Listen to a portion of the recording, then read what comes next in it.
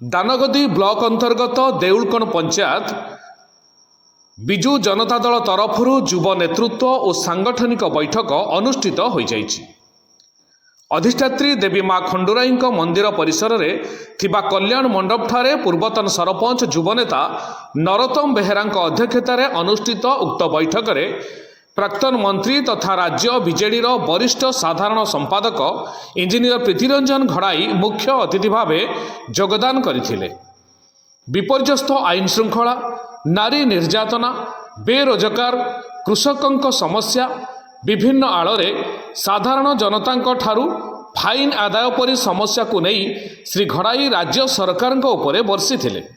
एहार प्रतिवाद करने को तृणमूल स्तर में युव समाज संगठित होबार आवश्यकता रही बोली श्री घड़ाई मतव्यक्त करथिले।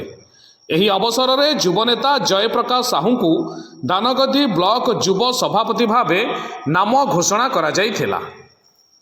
उक्त बैठक में अन्य अतिथि मानक मध्यरे जिला बीजेडी संपादक लक्ष्मीधर बेहेरा, ब्लॉक बीजेडी सभापति गोपाल चंद्र बारिक, वरिष्ठ बीजेडी नेता लोकनाथ धीर, पूर्णचंद्र विश्वाल समेत ब्लॉकर अन्य नेतृमंडली योगदान करथिले।